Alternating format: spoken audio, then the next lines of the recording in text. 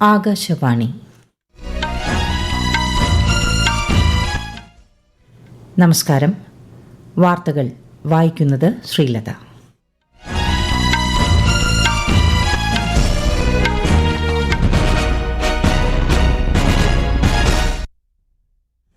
പ്രധാന വാർത്തകൾ. പ്രധാനമന്ത്രി നരേന്ദ്രമോദി ഇന്ന് ഗുജറാത്തിലെ വിവിധ വികസന പദ്ധതികൾക്ക് തുടക്കം കുറിക്കും. ആഗോള പുനരുപയോഗ ഊർജ്ജ നിക്ഷേപക സംഗമം പ്രധാനമന്ത്രി ഉദ്ഘാടനം ചെയ്യും. US മുൻ പ്രസിഡന്റും റിപ്പബ്ലിക്കൻ സ്ഥാനാർത്ഥിയുമായ ഡൊണാൾഡ് ട്രംപിന് നേരെ വീണ്ടും ആക്രമണ ശ്രമം. ട്രംപ് സുരക്ഷിതൻ. ഒരുമയുടെ സന്ദേശവുമായി തിരുവോണം ആഘോഷിച്ച് ലോകമെമ്പാടുമുള്ള മലയാളികൾ. സ്നേഹത്തിന്റെയും സാഹോദര്യത്തിന്റെയും സന്ദേശവുമായി ഇന്ന് നബിദിനം. ആദ്യ 100 ദിനത്തിൽ അടിസ്ഥാന സൌകര്യ വികസനത്തിനും കാർഷിക മേഖലയ്ക്കും തൊഴിൽ സൃഷ്ടിക്കും ഊന്നൽ നൽകി മൂന്നാം മോദി സർക്കാർ. ജമ്മുകാശ്മീരിൽ ആദ്യഘട്ട നിയമസഭാ തെരഞ്ഞെടുപ്പിനുള്ള പരസ്യപ്രചാരണം ഇന്ന് അവസാനിക്കും. ഏഷ്യൻ ചാമ്പ്യൻസ് ഹോക്കി സെമി ഫൈനലിൽ ഇന്ത്യ ഇന്ന് ദക്ഷിണ കൊറിയയെ നേരിടും. വാർത്തകൾ വിശദമായി. റെയിൽ ഗതാഗതത്തിന്റെ വിപുലീകരണം രാജ്യത്തിന്റെ കിഴക്കൻ മേഖലയുടെ സമ്പദ് വ്യവസ്ഥയെ ശക്തിപ്പെടുത്തുമെന്ന് പ്രധാനമന്ത്രി നരേന്ദ്രമോദി. ഝാർഖണ്ഡിലെ റാഞ്ചിയിൽ 660 കോടി രൂപയുടെ വിവിധ റെയിൽ പദ്ധതികളുടെ ശിലാസ്ഥാപനവും സമർപ്പണവും നിർവഹിച്ച് സംസാരിക്കുകയായിരുന്നു പ്രധാനമന്ത്രി. 6 വന്ദേ ഭാരത് ട്രെയിനുകൾ ശ്രീ മോദി ഫ്ളാഗ് ഓഫ് ചെയ്തു. പ്രധാനമന്ത്രി ആവാസ് യോജന ഗ്രാമീൺ പദ്ധതിയുടെ ആദ്യ ഗഡുവായ 32 കോടി രൂപ ഗുണഭോക്താക്കൾക്ക് പ്രധാനമന്ത്രി ഡിജിറ്റലായി കൈമാറി. 32,000 വീടുകളുടെ അനുമതി പത്രങ്ങളും വിതരണം ചെയ്തു. ജംഷഡ്പൂരിലെ ഗോപാൽ മൈതാനിയിൽ നടന്ന പൊതുയോഗത്തിലും പ്രധാനമന്ത്രി പങ്കെടുത്തു. പ്രധാനമന്ത്രി നരേന്ദ്രമോദി ഇന്ന് ഗുജറാത്തിലെ വിവിധ വികസന പദ്ധതികൾക്ക് തുടക്കം കുറിക്കും. ഗാന്ധിനഗറിൽ നടക്കുന്ന 4ാമത് ആഗോള പുനരുപയോഗ ഊർജ്ജ നിക്ഷേപക സംഗമവും പ്രധാനമന്ത്രി ഉദ്ഘാടനം ചെയ്യും. വിശദാംശങ്ങളിലേക്ക്. ഗുജറാത്തിലെ ഗാന്ധിനഗറിൽ സൂര്യഘർ മുഫ്ത് ബിജിലി യോജനയുടെ ഗുണഭോക്താക്കളുമായി പ്രധാനമന്ത്രി ഇന്ന് സംവദിക്കും. അഹമ്മദാബാദിനെ ഗാന്ധിനഗറുമായും ഗിഫ്റ്റ് സിറ്റിയുമായി ബന്ധിപ്പിക്കുന്ന അഹമ്മദാബാദ് മെട്രോ റെയിൽ പദ്ധതിയുടെ 2ാം ഘട്ടവും പ്രധാനമന്ത്രി ഫ്ളാഗ് ഓഫ് ചെയ്യും.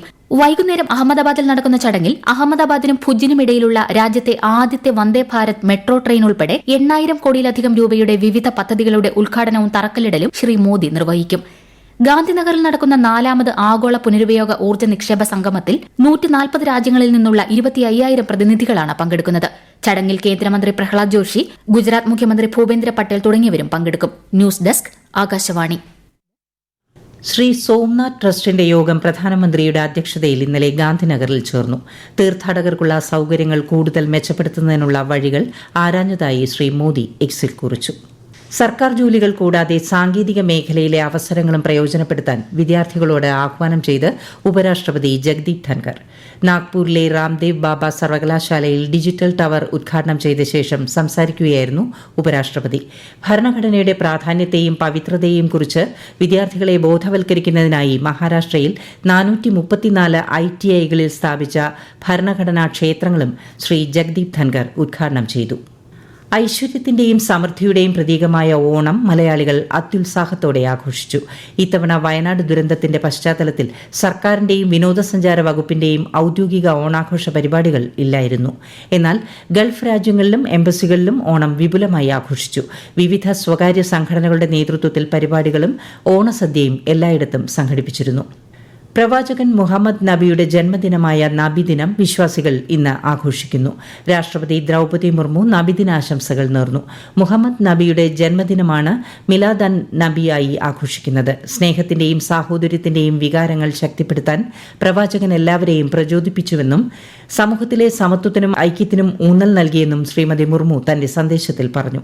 മറ്റുള്ളവരോട് കരുണ കാണിക്കാനും മനുഷ്യരാശിയെ സേവിക്കാനുമാണ് മുഹമ്മദ് നബി ആഹ്വാനം നൽകിയത്. വിശുദ്ധ ഖുർആന്റെ അധ്യാപനങ്ങൾ ഉൾക്കൊള്ളാനും സമാധാനപരമായ ഒരു സമൂഹം കെട്ടിപ്പടുക്കാൻ ദൃഢനിശ്ചയം ചെയ്യാനും രാഷ്ട്രപതി ജനങ്ങളോട് അഭ്യർത്ഥിച്ചു.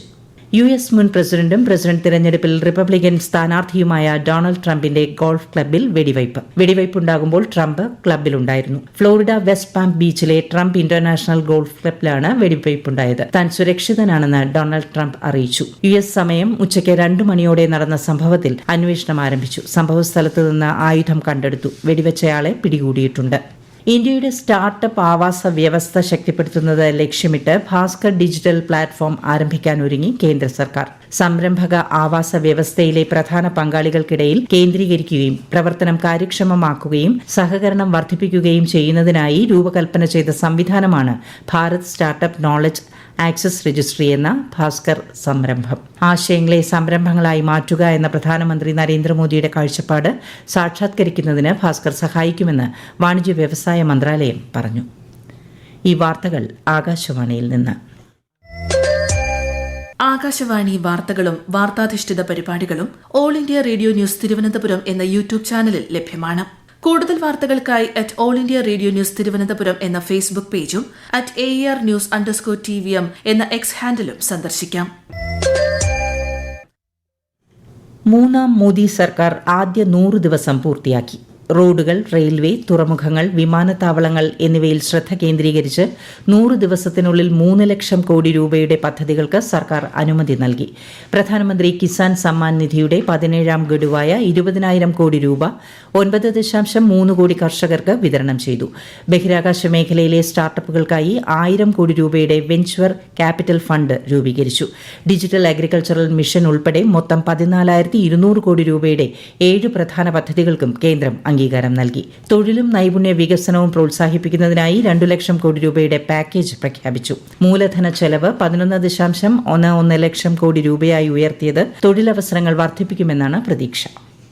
ആർജിക്കർ മെഡിക്കൽ കോളേജ് സംഭവത്തിൽ ആശുപത്രി മുൻ പ്രിൻസിപ്പൽ സന്ദീപ് ഘോഷിനെയും മുൻ സ്റ്റേഷൻ ഹൌസ് ഓഫീസർ അഭിജിത്ത് മോണ്ടലിനെയും 3 ദിവസത്തെ CBI കസ്റ്റഡിയിൽ വിട്ടു. ഇന്നലെയാണ് 2 പ്രതികളെയും അറസ്റ്റ് ചെയ്ത് കോടതിയിൽ ഹാജരാക്കിയത്. സംഭവത്തിൽ FIR ഫയൽ ചെയ്യുന്നതിൽ കാലതാമസം വരുത്തിയതിനും തെളിവുകളിൽ കൃത്രിമം കാട്ടിയതിനുമാണ് അറസ്റ്റ്. ഡോക്ടറെ പീഡിപ്പിച്ച് കൊലപ്പെടുത്തിയ സംഭവത്തിൽ സുപ്രീംകോടതി സ്വമേധയാ രജിസ്റ്റർ ചെയ്ത കേസിൽ നാളെ വാദം തുടരും. ജമ്മുകാശ്മീരിൽ ആദ്യഘട്ട നിയമസഭാ തെരഞ്ഞെടുപ്പിനുള്ള പരസ്യപ്രചാരണം ഇന്ന് അവസാനിക്കും. മറ്റന്നാൾ നടക്കുന്ന വോട്ടെടുപ്പിൽ 24 മണ്ഡലങ്ങൾ വിധിയെഴുതും. കൂടുതൽ വിവരങ്ങളിലേക്ക്.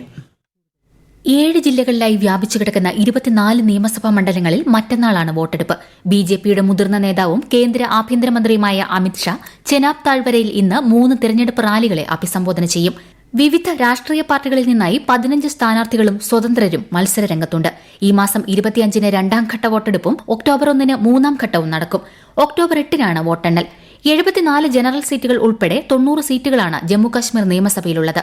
ഹരിയാനയിലും നിയമസഭാ തെരഞ്ഞെടുപ്പിനുള്ള പ്രചാരണ പരിപാടികൾ ഊർജിതമായി. 90-അംഗ നിയമസഭയിലേക്കുള്ള വോട്ടെടുപ്പ് അടുത്ത മാസം 5-ന് നടക്കും. News desk, Akashvani. സ്വച്ഛതാ ഹി സേവ അഭിയാൻ 2024-ന് നാളെ തുടക്കമാകും. ഒക്ടോബർ 2 വരെ ഇത് തുടരും. സ്വഭാവ സ്വച്ഛത, സംസ്കാർ സ്വച്ഛത എന്നതാണ് ഈ വർഷത്തെ പ്രമേയം. വിനോദസഞ്ചാര കേന്ദ്രങ്ങൾ, പൊതു കെട്ടിടങ്ങൾ, വാണിജ്യ മേഖലകൾ, ജലാശയങ്ങൾ, മൃഗശാലകൾ, വന്യജീവി സങ്കേതങ്ങൾ, പൊതു ശൌചാലയങ്ങൾ എന്നിവ കൂട്ടായ്മയിലൂടെ ശുചീകരിക്കുന്ന പ്രവർത്തനങ്ങൾ ക്യാമ്പയിനിൽ ഉൾപ്പെടുന്നു. എല്ലാ കേന്ദ്ര, സംസ്ഥാന സർക്കാർ സ്ഥാപനങ്ങളും ഇതിന്റെ ഭാഗമാകും. സമൂഹത്തിന്റെ സമ്പൂർണ്ണ ശുചിത്വമാണ് പരിപാടിയുടെ ലക്ഷ്യം. മലപ്പുറത്ത് നിപ സ്ഥിരീകരിച്ച സാഹചര്യത്തിൽ ജാഗ്രതാ നിർദ്ദേശം പുറപ്പെടുവിച്ച് ആരോഗ്യവകുപ്പ്. സ്വകാര്യ ആശുപത്രിയിൽ മരണമടഞ്ഞ 24-കാരനാണ് നിപ സ്ഥിരീകരിച്ചത്.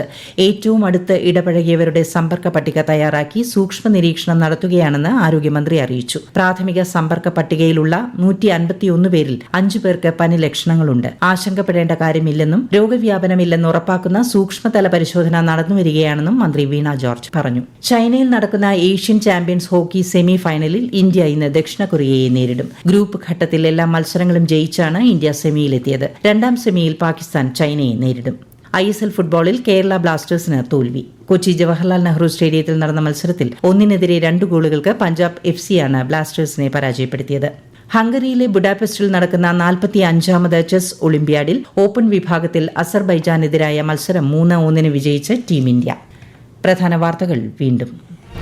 പ്രധാനമന്ത്രി നരേന്ദ്രമോദി ഇന്ന് ഗുജറാത്തിലെ വിവിധ വികസന പദ്ധതികൾക്ക് തുടക്കം കുറിക്കും. ആഗോള പുനരുപയോഗ ഊർജ്ജ നിക്ഷേപ സംഗമം പ്രധാനമന്ത്രി ഉദ്ഘാടനം ചെയ്യും. US മുൻ പ്രസിഡന്റും റിപ്പബ്ലിക്കൻ സ്ഥാനാർത്ഥിയുമായ ഡൊണാൾഡ് ട്രംപിന് നേരെ വീണ്ടും ആക്രമണ ശ്രമം. ട്രംപ് സുരക്ഷിതൻ.